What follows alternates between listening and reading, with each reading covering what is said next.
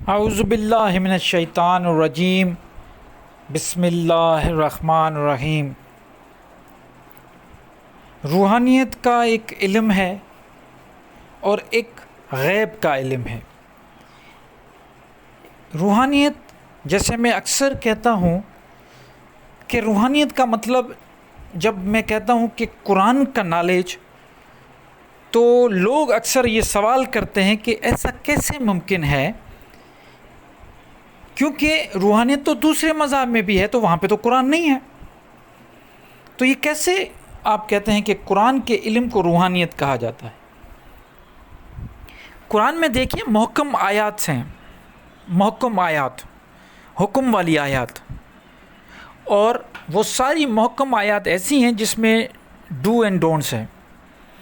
مطلب معاشرے میں ایک اچھا انسان یا اچھا معاشرہ بنانے کے لیے جن چیزوں کی ضرورت ہے وہ حکم قرآن میں ہے۔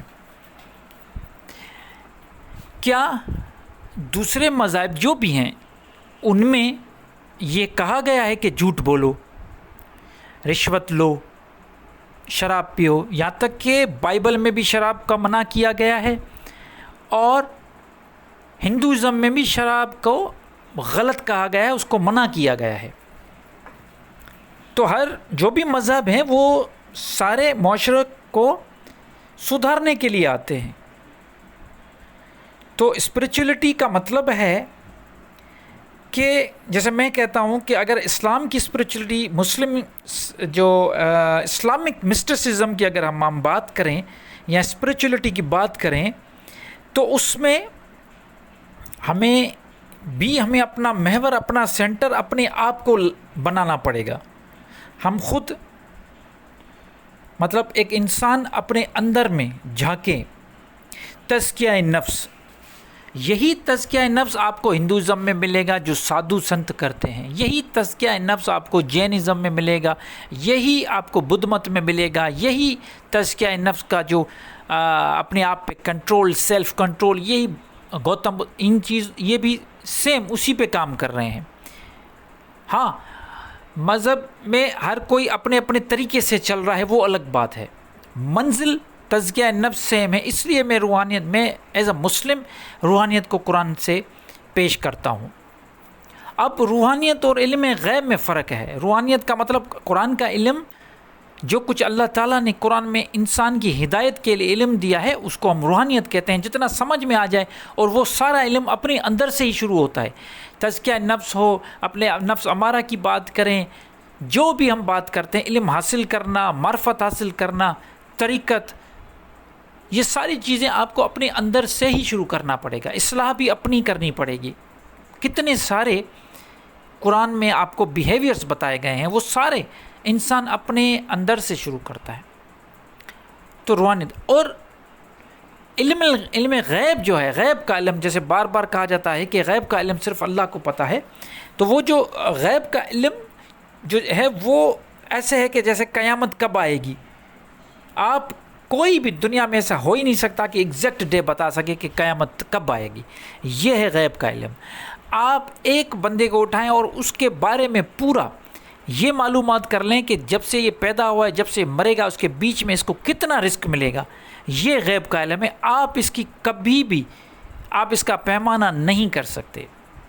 کسی کے بھی بارے میں آپ اگر بچپن سے لے کے آخر تک اس کی بیماریوں کے بارے میں آپ کبھی بھی اندازہ نہیں لگا سکتے کہ اس کی کون کون سی بیماریاں اس کو ہوں گی۔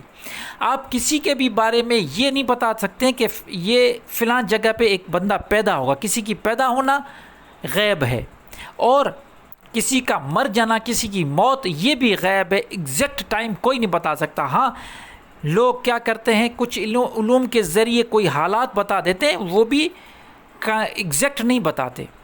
خیر، تو غیب کا مطلب یہ ہے کہ وہ علم جو اللہ نے خود غیب میں رکھا ہے۔ باقی علم تو اللہ تعالیٰ نے کھول کے رکھ دیے ہیں۔ ساری دنیا، کائنات آپ کے سامنے پڑی ہوئی ہے۔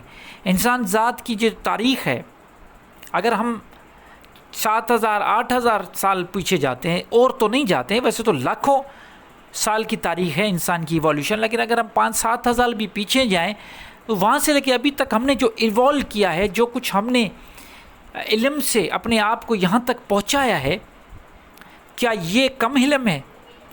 کیا یہ اللہ تعالیٰ کی طرف سے نہیں؟ یہ کوئی غیب کا علم نہیں تھا. اگر آپ جہاز چلاتے ہیں، جہاز تک پہنچ گئے، چاند تک پہنچ گئے، سمندر کے جو بالکل آخر تک تروں تک پہنچ گئے، یہ غیب کا علم نہیں ہے، یہ اللہ نے آپ کے سامنے رکھا ہے. اس لیے اللہ تعالیٰ فرماتے ہیں قرآن میں، غور فکر کریں، نشانیاں دیکھیں. یہ اللہ تعالیٰ نے نشانیاں، پہاڑوں کو چیر کے آپ نے وہاں سے پتھر قیمتی نکال دیے، آپ نے جو ہے نا قیمتی میٹلز نکال دیے، آپ نے زمین سے پیٹرول نکال دیا، آپ نے زمین سے بہت ساری ایسی چیزیں استعمال کرنے کے لیے نکال دی، آپ نے مختلف قسم کے جو اناج ہیں وہ اگا دیے. آپ نے اتنی ترقی کی ہے اپنے حساب سے، جو بھی ترقی کی ہے، یہ غیب کا علم کا کام نہیں تھا. لیکن اگر ایک چھوٹی سی میں مثال دوں، اگر آج سے 100 سال یا 200 سال پہلے ہم جاتے ہیں اور راکٹ کی بات کرتے ہیں کہ ایک راکٹ ہے، ایک ایسا راکٹ ہے جو اوپر جاتا ہے اور سیاروں پہ جا کے انسان قدم رکھتا ہے، تو جیسے گلیلو کے ساتھ ہوا تھا تو یہی ہوتا کہ بھائی یہ تو مذہب کے خلاف جا رہا ہے، یہ کیسی غیب کی باتیں کر رہا ہے. لیکن آج وہ غیب نہیں رہا، آج وہ حاضر ہو گیا، آپ کے سامنے ہے. تو اس لیے اس میں فرق سمجھیں کہ غیب کا علم کیا ہے اور روحانیت کا علم کیا ہے. روحانیت باطن کا علم ہے جو آپ کو نظر نہیں آ رہا. ایک چیز میں آپ کو بتاؤں، انسان کی ایک صلاحیت ہے دیکھنے کی، ایک فریکوینسی ہے، وہاں تک انسان دیکھ سکتا ہے. اگر اس فریکوینسی سے تھوڑا نیچے جاتے ہیں پھر بھی نہیں دیکھ پائے گا، اگر اس فریکوینسی سے تھوڑا اوپر جائیں گے پھر بھی انسان نہیں دیکھ پائے گا. تو بہت ساری ایسی چیزیں ہیں جو اس فریکوینسی کے نیچے ہیں جو آپ کو نظر نہیں آتی، اور اس رینج سے باہر بھی ایسی بہت ساری چیزیں ہمیں نظر نہیں آ رہی. آج آپ کے سامنے سائنس نے یہ مثال پیدا کر دیا کہ بیکٹیریا، وائرسز ہم نیکڈ آئی سے نہیں دیکھ پا رہے، لیکن ہیں، موجود ہیں. بالکل اسی طرز پہ سننے کا بھی ایک ہمارا رینج مقرر ہے کہ فلاں فریکوینسی تک ہم کم بھی نہیں سن سکتے اور اس سے زیادہ.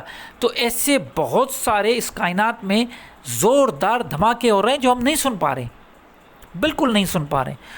24 گھنٹے ہر پل ہر سیکنڈ میں اوپر سیاروں میں بہت سارے دھماکے ہو رہے ہیں لیکن ہم نہیں سن پا رہے. اسی طرح ایک چھوٹی سی آوازیں بھی آ رہی ہیں جو ہم نہیں سن پا رہے. اب یہاں پہ آپ بیٹھے ہیں اپنے کمرے میں، 2 گلی چھوڑ کے اگر باتیں چل رہی ہیں تو وہ چل رہی ہیں بالکل آپ کو سنائی نہیں دے رہی کیونکہ وہ فریکوینسی سے باہر ہیں. تو غیب کا مطلب ہے اللہ تعالیٰ نے اتنی طاقت ہی نہیں دی کہ ہم اس کو سمجھ پائیں. لیکن روحانیت میں جو کچھ باطن کا علم ہے اس کی طاقت اللہ تعالیٰ نے دی، اور ہمیں اور آپ کو اس طاقت کو استعمال کرتے ہوئے اپنی اصلاح بھی کرنی ہے اور لوگوں کو بھی چیزیں سکھانی ہے اور صحیح راستہ دینا ہے.